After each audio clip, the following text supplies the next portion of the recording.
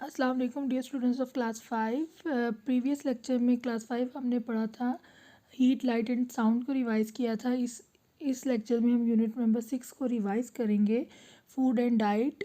The study of food and diet, यानी food study, diet के बारे में जो स्टडी होती है हम उसे न्यूट्रिशंस कहते हैं। यानी हम इसमें जानते हैं कि इस फूड में कितनी न्यूट्रिशनस वैल्यू है, यानी कितनी प्रोटीन है, कितना कार्बोहाइड्रेट्स है, विटामिन है, ये तमाम वैल्यूज़ को जानना, उसको स्टडी करना न्यूट्रिशन कहलाता है। और जो ये स्टडी करते हैं उन्हें न्यूट्रिशनिस्ट कहते हैं। जैसे एमबीबीएस करके लोग डॉक्टर बनते हैं, तो इसी तरह जो इनकी स्टडी करते हैं हम उन्हें न्यूट्रिशनिस्ट कहते हैं। हमारे पास एक जाना माना नाम है जेम्स लिंड, जो कि पायनियर कहा जाता है उन्हें इस फील्ड के अंदर, यानी कि जिन्होंने शुरू में इनकी डेवलपमेंट के लिए काम किया था, एक स्टेप उठाया था। तो उन्होंने क्या किया था कि उन्होंने एक टेरिबल डिजीज़ है स्कर्वी, उसका क्योर किया था, यानी उसका इलाज बताया था बाय लेमन जूस, के लेमन जूस के ज़रिए हम उसको क्योर कर सकते हैं। अब हमारे पास नेक्स्ट आता है बैक्टीरिया एंड फूड। बैक्टीरिया क्या है? बैक्टीरिया एक स्मॉल ऑर्गेनिजम्स होते हैं जो हमें आम आँख से नज़र नहीं आते। ये हमारे इर्द गिर्द ह्यूमंस के अंदर भी, एनिमल्स के अंदर भी, बाहर भी, पानी में, खुशकी पे, हर जगह पाए जाते हैं। कुछ बैक्टीरिया हार्मफुल होते हैं और कुछ बैक्टीरिया हार्मफुल नहीं होते। यानी हम जिस तरह दूध से और दही में जो बैक्टीरिया यूज़ होते हैं वो हमारे लिए हार्मलेस होते हैं, इतना हार्मफुल नहीं होते। आज हम जो मेन दो टाइप्स यहाँ पर डिस्कस करेंगे उसमें है जो फूड पॉइजनिंग की वजह बनते हैं। तकरीबन दोनों सेम है, ई कोली एंड सैल्मोनेला। ई कोली के बारे में हमने काफ़ी डिटेल से और सल्मोनेला के बारे में भी क्लास में पढ़ा था कि ई कोली क्या है। ये कॉमनली इन्वायरमेंट में पाया जाता है, इवन कि ये ह्यूमंस और एनिमल्स के इंटेस्टाइन में भी पाया जाता है। इसी तरह सल्मोनेला का भी है कि ये भी ह्यूमंस या एनिमल्स के इंटेस्टाइन में पाया जाता है। ये फूड पॉइजनिंग की सबसे बड़ी वजह होती है। और ये क्यों होती है कि जब हम खाना, स्पेशली मीट या एग को अंडर कुक रखते हैं, यानी अच्छी तरह पकाते नहीं हैं, तो उनके ज़रिए या उसको धोते नहीं हैं, वेजिटेबल्स जब बाहर से आती हैं उनको अच्छी तरह साफ़ नहीं किया जाता, जब हम हाइजीन्स का ख्याल नहीं रखते तो उस वजह से ये ई कोली जो है हमारे अंदर चले जाता है। और फिर आपको पता है कि बैक्टीरिया मल्टीप्लाई होता है और 20 मिनट्स के अंदर वो कितना मल्टीप्लाई हो जाता है और डबल से डबल होता जाता है। इसी तरह सल्मोनेला भी सेम वही करेक्टरिस्टिक्स हैं उसकी भी, जैसे ई कोली की है, कि ह्यूमंस के अंदर पाया जाता है और इंटेस्टाइन में रहता है। और ये भी फूड पॉइजनिंग की बहुत बड़ी वजह है, जिसकी वजह से फीवर, टाइफाइड रहता है, डायरिया हो जाता है। ये भी मीट को अच्छी तरह कुक ना करने पर और वेजिटेबल्स को साफ़ ना करने पर, यानी कि जब हम हाइजीन्स का ख्याल नहीं रखते तो ये जो बैक्टीरिया है ये हमारे अंदर चले जाता है खाने के साथ। अब इनसे बचा जा सकता है, कुछ टिप्स हैं जिन पे अमल करके हम फूड पॉइजनिंग से बच सकते हैं। और ये ऐसी टिप्स हैं जो कि हमें इस्लाम ने पहले भी बताई हुई हैं, सफाई का दर्स दिया हुआ है। इन मैनर्स पे हम अमल करके बैक्टीरिया जैसे जो कि हमारे लिए हार्मफुल है उनसे बच सकते हैं। बुक पर देखते हैं tips to help prevent food poisoning. First है हमारे पास, cook food until it is really hot. तब तक खाना गर्म करें जब तक वो, खाना पकाएं जब तक वो अच्छी तरह गर्म ना हो जाए, यानी इतना गर्म होना चाहिए कि उसका सही टेम्परेचर आ जाए जब वो पक जाए और खाने के काबिल हो जाए। सेकंड है कि अपने हाथ को खाने हैंडल कर धोने चाहिए, इवन के खाने को छूते वक्त भी, कि अगर एक जगह से पकड़ के दूसरी जगह रखना है तब भी आप अपने हाथ धोएं, क्योंकि खाने को किसी तरह का भी जम्स ना लग सकते। बैक्टीरिया एज हम जम्स भी उसको कह सकते हैं कि किसी तरह भी ना लग सके, कि इसलिए कहा गया कि ड्यूरिंग हैंडलिंग प्रोसेस, कि जब आप उसको छुएं या कहीं रखें या खाएं उससे पहले भी आप हाथ धोएं। फिर है do not chop food on chopping board that has been use by not washed. और जब आप चॉपिंग बोर्ड के ऊपर चॉप करते हैं, कोई सब्ज़ी काटते हैं, कोई फ्रूट्स काटते हैं, तो उसे वॉश किए बगैर मत रखें और दोबारा जब आप यूज़ करते हैं तो उसे वॉश किए बगैर यूज़ मत करें।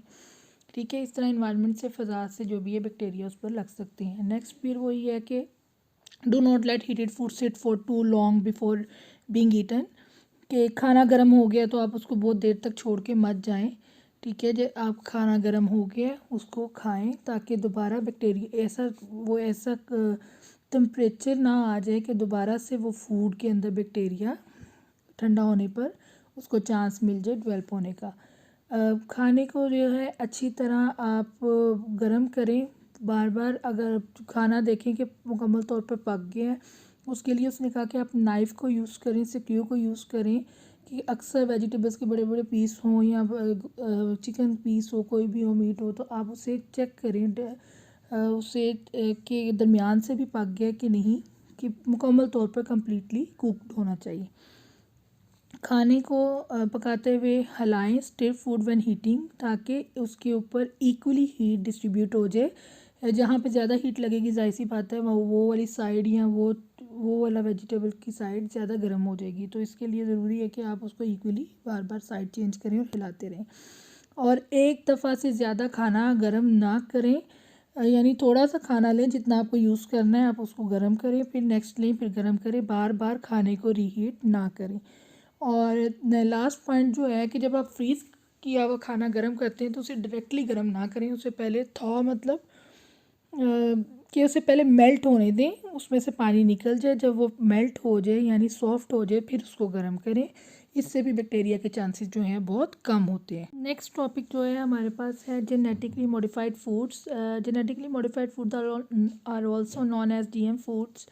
यानी इसमें ये होता है कि जो फूड के अंदर जीन्स हैं उन्हें हम मॉडिफाइड कर देते हैं, यानी हम अपनी डिज़ायर्ड जीन्स को लेके उस फूड के अंदर इंसर्ट कर देते हैं ताकि हमें वो करेक्टरिस्टिक्स मिल सकें। आगे मज़ीद इससे बेहतर समझ आएगा आप एग्जांपल से, यानी ऐसे food they are food have their genes altered, हम यानी फूड के जीन्स को चेंज कर देते हैं और had new genes added to them, उनके अंदर नए जीन्स ऐड कर देती हैं। फिर वो जीन्स उन सेल्स के अंदर, उन ऑर्गेनिजम्स के अंदर रहते हैं और जो उनको इंस्ट्रक्शंस होती हैं उसके मुताबिक वो ग्रो करती हैं। यानी जीन्स क्या होते हैं जिससे हमारी खसूसियात डेवलप होती हैं। अगर मसलन हर हमारे जिस्म के अंदर सेल है, उसका हर जीन्स है और जो हमें पेरेंट्स से मिला हुआ है। अगर मेरे आँखों का कलर ब्लैक है तो वो भी मेरे जीन्स की वजह से है, यानी मेरे पेरेंट्स में से किसी के आँखों का कलर जो है वो ब्लैक होगा। इसी तरह हर चीज़ के हमारे अंदर जीन्स मौजूद हैं और इसी तरह हर चीज़ में जीन्स पाए जाते हैं। अगर हम यहाँ पर एक बात करें कि प्लांट है और वो खुश्की पर सर्वाइव नहीं कर सकता, और एक प्लांट है वो खुश्की और पानी दोनों पर सर्वाइव कर जाता है, तो हम चाहते हैं कि हम जो खुश्की पर सर्वाइव कर जाता है वहाँ से उसके अंदर से ऐसा जीन्स ले लें और दूसरे प्लांट में डाल दें जो कि खुश्की पर सर्वाइव नहीं कर सकता। जब हम दूसरे से लेकर उस प्लांट में डाल दें कि जो सर्वाइव नहीं कर सकता, तो वो जीन्स उसके अंदर रहेगा और फिर उसके बाद वो भी जीन्स ऐड करने के बाद वो भी ड्राउट पर यानी खुश्की पर सर्वाइव कर पाएगा।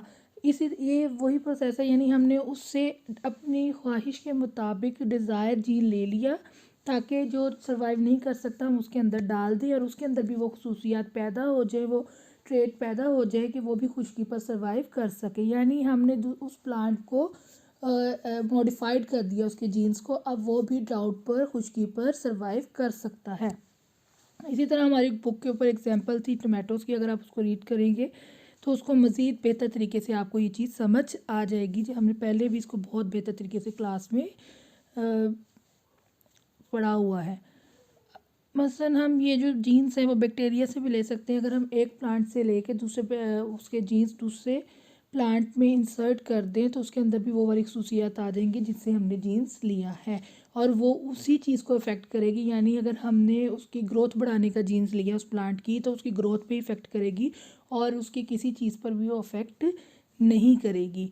इसे हम कहते हैं जेनेटिकली मॉडिफाइड फूड। और इसके कुछ ओपिनियंस लिखे हुए हैं कि कुछ सपोर्टर्स हैं और कुछ ओपोनेंट्स हैं, यानी कि इस हक़ में, तो वो भी आप अगर रीड करेंगे कुछ 4 पॉइंट्स हैं, सपोर्टर्स क्यों हैं और ओपोनेंट्स क्यों हैं इस प्रोसेस के बारे में, तो आपको बेहतर समझ आ जाएगा।